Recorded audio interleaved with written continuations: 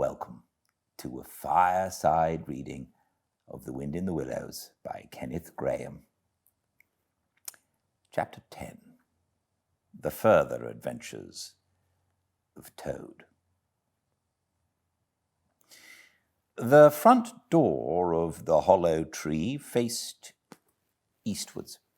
So Toad was called at an early hour, partly by the bright sunlight streaming in on him, partly by the exceeding coldness of his toes, which made him dream that he was at home in bed in his own handsome room with the Tudor window on a cold winter's night, and his bedclothes had got up, grumbling and protesting they couldn't stand the cold any longer, and had run downstairs to the kitchen fire to warm themselves.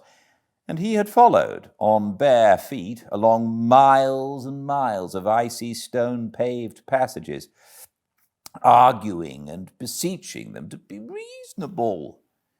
He would probably have been aroused much earlier had he not slept for some weeks on straw over stone flags and almost forgotten the friendly feeling of thick blankets pulled well up round the chin. Sitting up, he rubbed his eyes first and his complaining toes next, wondered for a moment where he was, looking round for familiar stone wall and little barred window. Then, with a leap of the heart, remembered everything, his escape, his flight, his pursuit. Remembered first, and best thing of all, that he was free. Free, the word and the thought alone were worth 50 blankets. He was warm from end to end as he thought of the jolly world outside, waiting eagerly for him to make his triumphal entrance, ready to serve him and play up to him, anxious to help him and to keep him company, as it always had been in days of old before misfortune fell upon him. He shook himself and combed the dry leaves out of his hair with his fingers, and, his toilet complete, marched forth into the comfortable morning sun, cold but confident, hungry but hopeful, all nervous terrors of yesterday dispelled by rest and sleep and frank and heartening sunshine. He had the world all to himself that early summer morning. The dewy woodland, as he threaded it, was solitary and still. The green fields that succeeded the trees were his own to do as he liked with. The road itself, when he reached it in that loneliness that was everywhere, seemed like a stray dog to be looking anxiously for company. Toad, however, was looking for something that could talk and tell him clearly which way he ought to go. It is all very well when you have a light heart and a clear conscience and money in your pocket and nobody scouring the country for you to drag you off to prison again, to follow where the road beckons and points, not caring whither. The practical Toad cared very much indeed, and he could have kicked the road for its helpless silence when every minute was of importance to him. The reserved, rustic road was presently joined by a shy little brother in the shape of a canal, which took its hand and ambled along by its side in perfect confidence, but with the same tongue-tied, communicative attitude towards strangers. "Bother them," said Toad to himself. "But anyway, one thing's clear. They must both be coming from somewhere and going to somewhere. You can't get over that, Toad, my boy." So he marched on patiently by the water's edge. Round a bend in the canal came plodding a solitary horse, stooping forward as if in anxious thought. From rope traces attached to his collar stretched a long line, taut, but dipping with his stride, the further part of it dripping pearly drops. Toad let the horse pass and stood waiting for what the fates were sending him. With a pleasant swirl of quiet water at its blunt bow, the barge slid up alongside him, its gaily painted gunwale level with the towing path, its sole occupant, a big stout woman wearing a linen sunbonnet, one brawny arm laid along the tiller. "A nice morning, ma'am," she remarked to Toad as she drew up level with him. "I dare say it is, ma'am," responded Toad politely as he walked along the towpath abreast of her. "I dare say it is a nice morning to them that's not in sore trouble like what I am. Here's my married daughter. She sends off to me post-haste to come to her at once. So off I comes, not knowing what may be happening or going to happen, but fearing the worst, as you will understand, ma'am, if you're a mother too. And I've left my business to look after itself. I'm in the washing and laundering line, you know, ma'am. And I've left my young children to look after themselves too, and a more mischievous and troublesome set of young imps doesn't exist, ma'am. And I've lost all my money and lost my way, and as for what may be happening to my married daughter, why, I don't like to think of it, ma'am." "Where might your married daughter be living, ma'am?" asked the barge woman. "She lives near to the river, ma'am," replied Toad, "close to a fine house called Toad Hall. That's somewheres hereabouts in these parts. Perhaps you may have heard of it?" "Toad Hall? Why, I'm going that way myself," replied the barge woman. "This canal joins the river some miles further on, a little above Toad Hall, and then it's an easy walk. You come along in the barge with me, and I'll give you a lift." She steered the barge close to the bank, and Toad, with many humble and grateful acknowledgments, stepped lightly on board and sat down with great satisfaction. "Toad's luck again," thought he. "I always come out on top." "So, you're in the washing business, ma'am," said the barge woman politely as they glided along. "And a very good business you've got too, I dare say, if I'm not making too free of saying so." "Finest business in the whole country," said Toad airily. "All the gentry come to me, wouldn't go to anyone else if they were paid. They know me so well. You see, I understand my work thoroughly and attend to it all myself.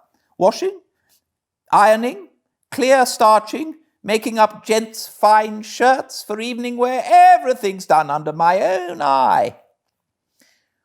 "But surely you don't do all that work yourself, ma'am?" asked the barge woman respectfully. "Oh, I have girls," said Toad lightly. 20 girls or thereabouts, always at work.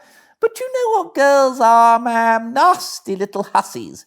That's what I call 'em." "So do I too," said the barge woman with great heartiness. "But I dare say you set yours to rights, the idle trollops. And are you very fond of washing?" "I love it," said Toad. "I simply dote on it. Never so happy as when I've got both arms in the wash tub. But then it comes so easy to me, no trouble at all. A real pleasure, I assure you, ma'am." "What a bit of luck meeting you," observed the barge woman thoughtfully. "A regular piece of good fortune for both of us." "Why? What do you mean?" asked Toad nervously. "Well, look at me now," replied the barge woman. "I like washing too, just the same as you do. And for that matter, whether I like it or not, I've got to do all my own, naturally, moving about as I do. Now, my husband, he's such a fellow for shirking his work and leaving the barge to me that never a moment do I get for seeing to my own affairs. By rights, he ought to be here now, either steering or attending to the horse, though luckily the horse has sense enough to attend to himself. Instead of which, he's gone off with the dog to see if they can't pick up a rabbit for dinner somewhere. Says he'll catch me up at the next lock. Well, that's as may be. I don't trust him once he gets off with that dog who's worse than he is, but meantime, How am I to get on with my washing?" "Oh, never mind about the washing," said Toad, not liking the subject. "Try and fix your mind on that rabbit. A nice fat young rabbit, I'll be bound. Got any onions?" "I can't fix my mind on anything but my washing," said the barge woman, "and I wonder you can be talking of rabbits with such a joyful prospect before you. There's a heap of things of mine that you'll find in a corner of the cabin. If you'll just take one or two of the most necessary sort, I won't venture to describe them to a lady like you, but you'll recognize them at a glance, and put them through the wash-tub as we go along, why, it'll be a pleasure to you, as you rightly say, and a real help to me. You'll find a tub handy and soap, and a kettle on the stove, and a bucket to haul up water from the canal with. Then I shall know you're enjoying yourself instead of sitting here idle, looking at the scenery and yawning your head off."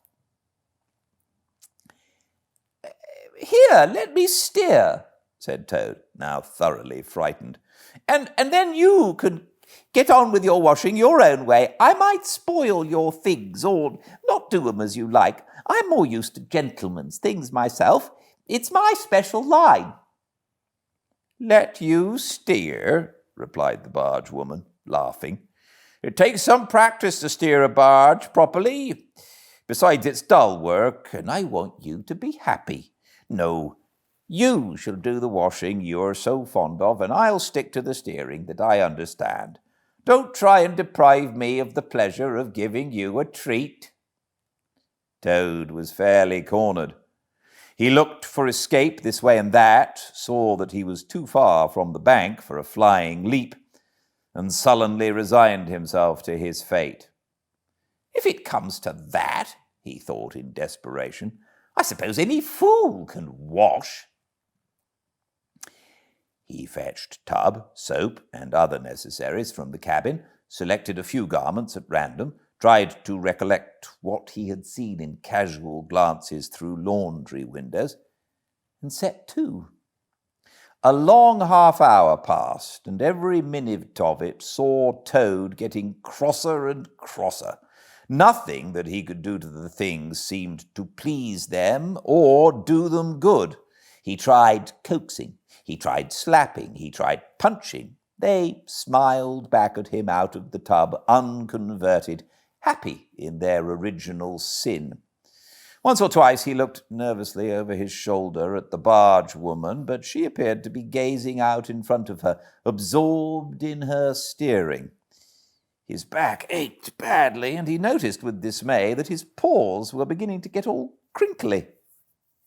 Now Toad was very proud of his paws. He muttered under his breath words that should never pass the lips of either washerwoman or Toad's, and lost. He muttered under his breath words that should never pass the lips of either washerwomen or Toads, and lost the soap for the 50th time. A burst of laughter made him straighten himself and look round. The barge woman was leaning back and laughing unrestrainedly till the tears run down her cheeks. "I've been watching you all the time," she gasped. "I thought you must be a humbug all along from the conceited way you talked. Pretty washerwoman you are. Never washed so much as a dishclout in your life, I'll lay." Toad's temper, which had been simmering viciously for some time, now fairly boiled over, and he lost all control of himself. "You common, low, fat barge woman!" he shouted. "Don't you dare talk to your betters like that. Washerwoman, indeed! I would have you to know that I am a Toad, a very well-known, respected, distinguished Toad. I may be under a bit of a cloud at present, but I will not be laughed at by a barge woman."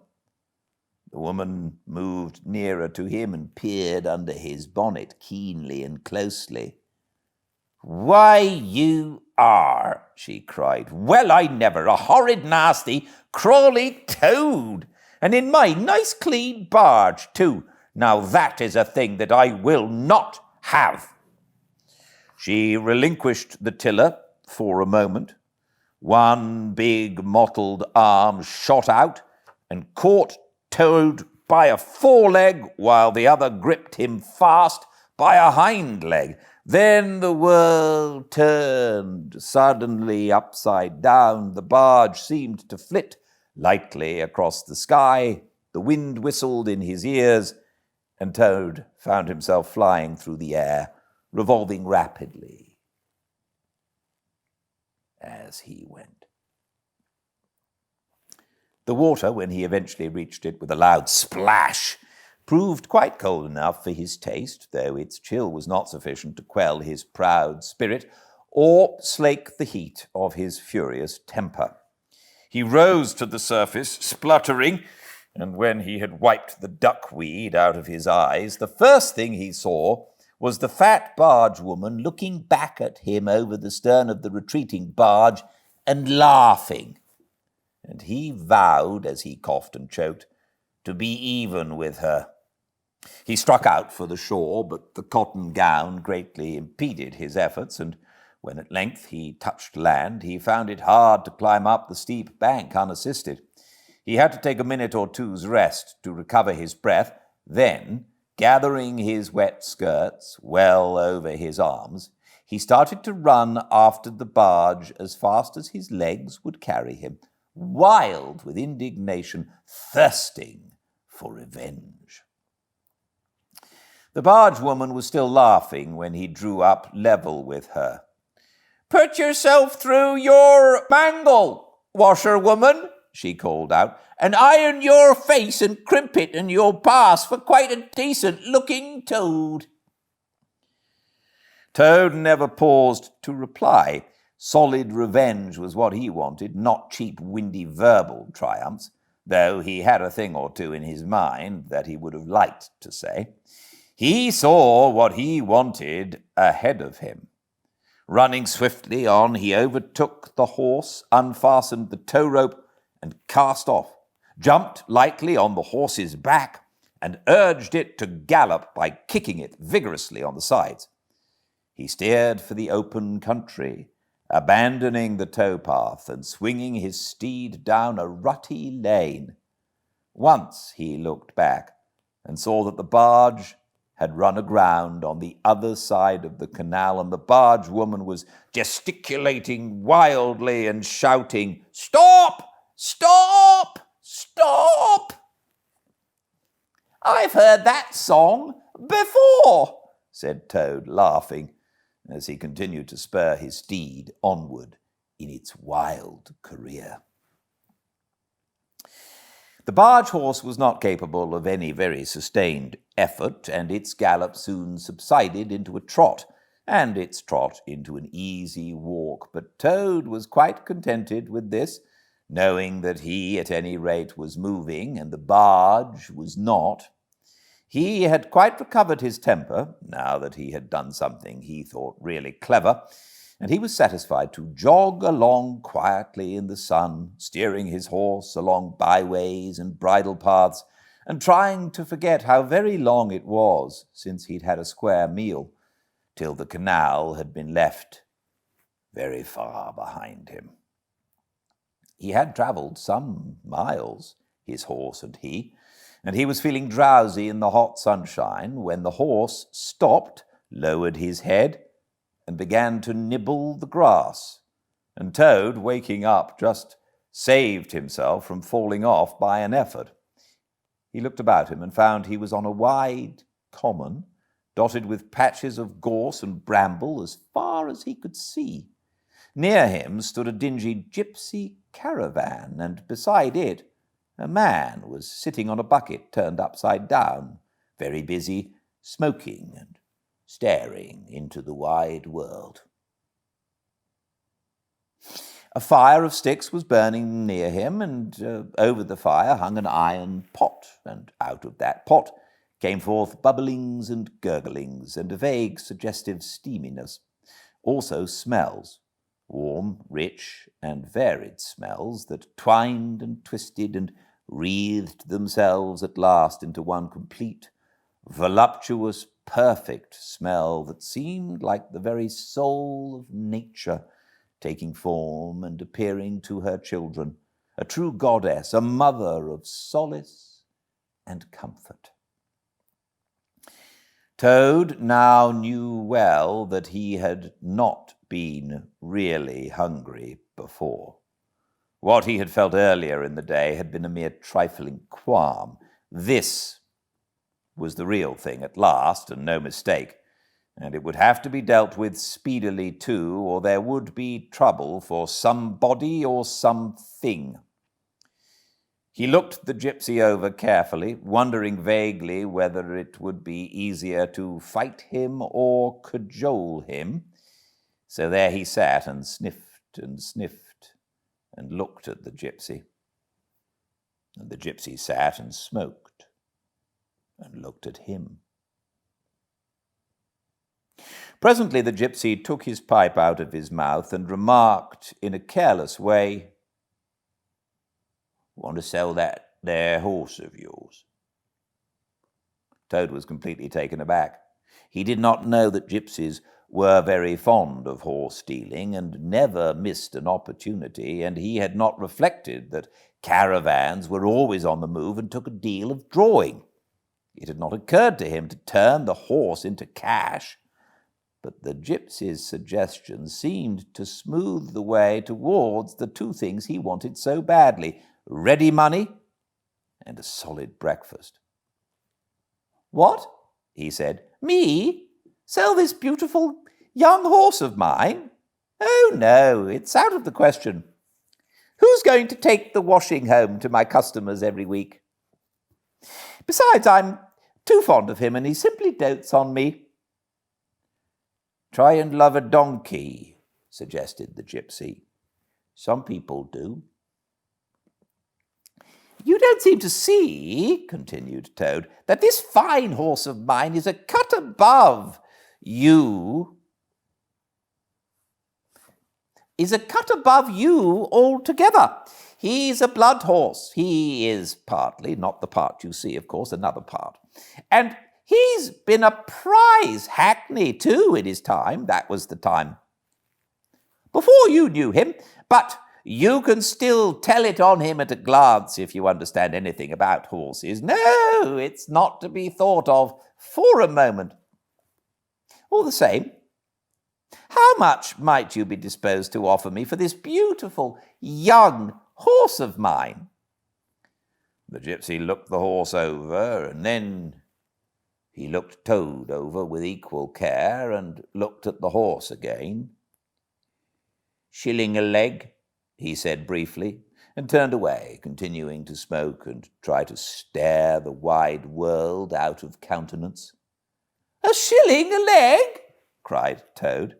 "If you please, I must take a little time to work that out and see what that comes to." He climbed down off his horse and left it to graze and sat down by the gypsy and did sums on his fingers, and at last he said, "A shilling a leg? Why, that comes to exactly 4 shillings and no more. Oh, no, I could not think of accepting 4 shillings for this beautiful young horse of mine." "Well," said the gypsy, "I'll tell you what I'll do. I'll make it 5 shillings, and that's 3 and 6pence more than the animal's worth, and that's my last word." Then Toad sat and pondered long and deeply, for he was hungry and quite penniless, and still some way, he knew not how far, from home, and enemies might still be looking for him. To one in such a situation, 5 shillings may very well appear a large sum of money. On the other hand, it did not seem very much to get for a horse. But then again, the horse hadn't cost him anything, so whatever he got was all clear profit. At last, he said firmly, "Look here, gypsy, I tell you what we will do, and this is my last word. You shall hand me over 6 shillings and 6pence, cash down, and further, in addition thereto, you shall give me as much breakfast as I can possibly eat at one sitting, of course, out of that iron pot of yours that keeps sending forth such delicious and exciting smells. In return, I will make over to you my spirited young horse with all the beautiful harness and trappings that are on him, freely thrown in. If that's not good enough for you, say so, and I'll be getting on. I know a man near here who's wanted this horse of mine for years."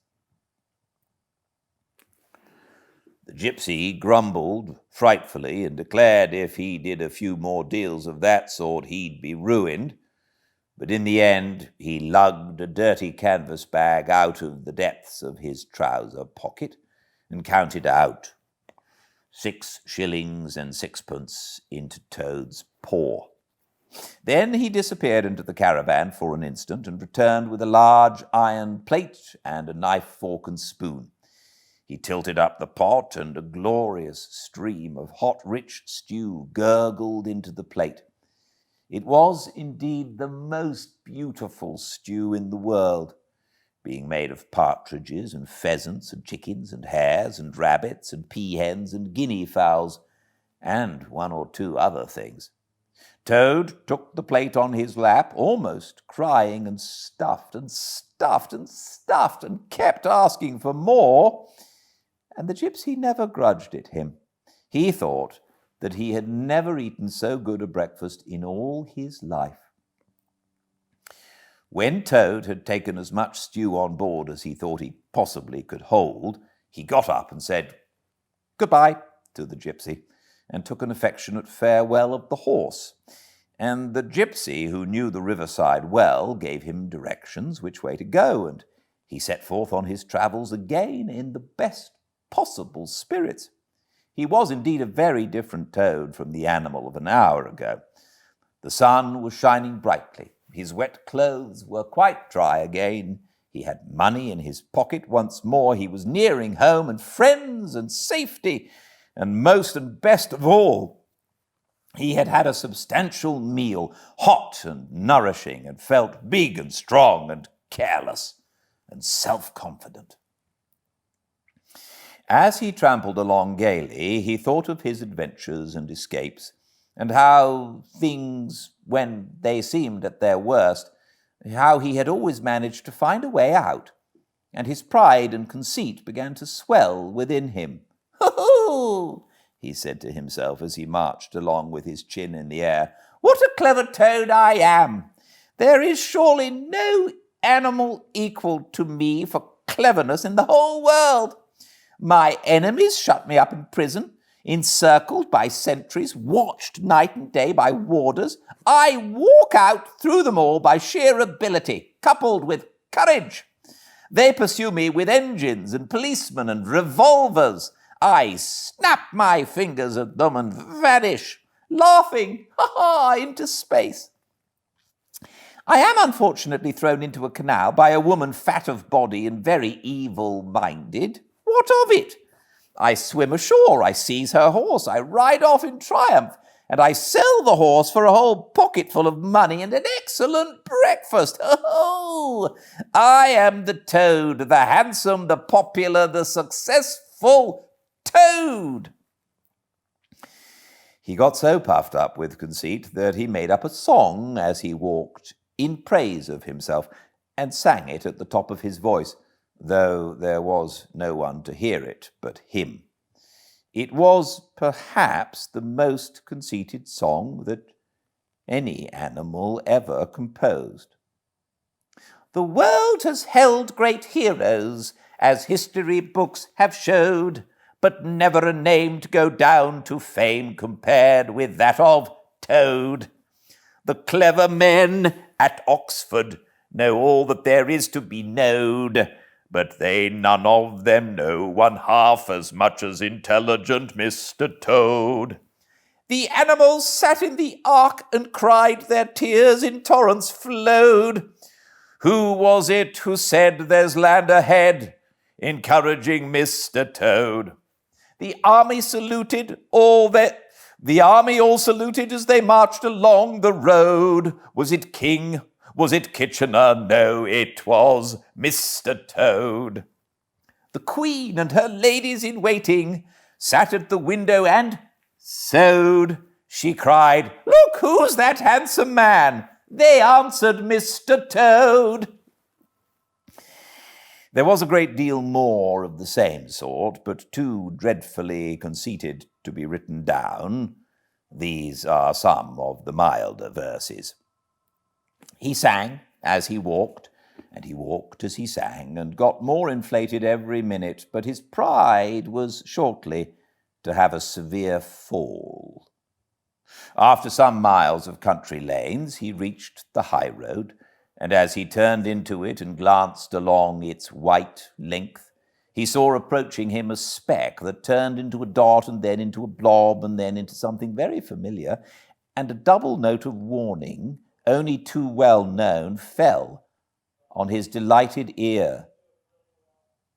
"This is something like," said the excited Toad. "This is real life again. This is once more the great world from which I've been missed so long. I will hail them, my brothers of the wheel, and pitch them a yarn of the sort that has been so successful hitherto. And they will give me a lift, of course, and then I will talk to them some more, and perhaps with luck it may even end up in my driving up to Toad Hall in a motor car. That will be one in the eye for Badger." He stepped confidently out into the road to hail the motor car, which came along at an easy pace, slowing down as it neared the lane, when suddenly he became very pale. His heart turned to water, his knees shook and yielded under him, and he doubled up and collapsed with a sickening pain in his interior. And well he might, the unhappy animal, for the approaching car was the very one he had stolen out of the yard of the Red Lion Hotel on that fateful day when all his troubles began. And the people in it were the very same people he had sat and watched at luncheon in the coffee room. He sank down in a shabby, miserable heap in the road, murmuring to himself in his despair, "It's all up. It's all over now. Chains and policemen again, prison again, dry bread and water again. Oh, what a fool I've been. What did I want to go strutting about the country for, singing conceited songs and hailing people in broad day on the high road instead of hiding till nightfall and slipping home quietly by back ways? Oh, hapless Toad! Oh, ill-fated animal!" The terrible motor car drew slowly nearer and nearer, till at last he heard it stop just short of him. Two gentlemen got out and walked round the trembling heap of crumpled misery lying in the road, and one of them said, "Oh dear, this is very sad. Here is a poor old thing, a washerwoman apparently, who's fainted in the road. Perhaps she's overcome by the heat, poor creature. Or possibly she's not had any food today. Let us lift her into the car and take her to the nearest village where doubtless she has friends." They tenderly lifted Toad into the motor car and propped him up with soft cushions and proceeded on their way. When Toad heard them talk in so kind and sympathetic a way and knew that he was not recognized, his courage began to revive, and he cautiously opened first one eye and then the other. "Look," said one of the gentlemen, "she's better already. The fresh air is doing her good. How do you feel, ma'am?" "Thank you kindly, sir," said Toad in a feeble voice. "I'm feeling a great deal better." "That's right," said the gentleman. "Now keep quite still, and above all, don't try to talk." "I won't," said Toad. "I was only thinking if I might sit on the front seat there beside the driver where I could get the fresh air full in my face. I should soon be all right again." "What a very sensible woman," said the gentleman. "Of course you shall." So they carefully helped Toad into the front seat, beside the driver, and on they went again. Toad was almost himself again by now. He sat up, looked about him, and tried to beat down the tremors, the yearnings, the old cravings that rose up and beset him and took possession of him entirely. "It is fate," he said to himself. "Why strive? Why struggle?" And he turned to the driver and said, "Please, sir," he said, "I wish you would kindly let me try and drive the car for a little. I've been watching you carefully, and it looks so easy and so interesting, and I should like to be able to tell my friends that once I had driven a motor car." The driver laughed at the proposal so heartily that the gentleman inquired what the matter was. When he heard, he said to Toad's delight, "Bravo, ma'am, I like your spirit. Let her have a try and look after her. She won't do any harm." Toad eagerly scrambled into the seat vacated by the driver, took the steering wheel in his hands, listened with affected humility to the instructions given him, and set the car in motion, but very slowly and carefully at first, for he was determined to be prudent. The gentlemen behind him clapped their hands and applauded, and Toad heard them saying, "How well she does it! Fancy a washerwoman driving a car as well as that, the first time!" Toad went a little faster, then faster still, and faster. He heard the gentleman call out warningly, "Be careful, washerwoman!" And this annoyed him, and he began to lose his head. The driver tried to interfere, but he pinned him down in his seat with one elbow and put on all speed. The rush of the air in his face, the hum of the engines, and the light jump of the car beneath him intoxicated his weak brain. "Washerwoman indeed! Washerwoman indeed!" he shouted recklessly. "Ho-ho! I am the Toad, the motor car snatcher, the prison breaker, the Toad who always escapes. Sit still and you shall know what driving really is, for you are in the hands of the famous, the skillful, and entirely fearless Toad." With a cry of horror, the whole party rose and flung themselves on him. "Seize him!" they cried. "Seize the Toad, the wicked animal who stole our motor car! Bind him, chain him, drag him to the nearest police station! Down with the desperate and dangerous Toad!"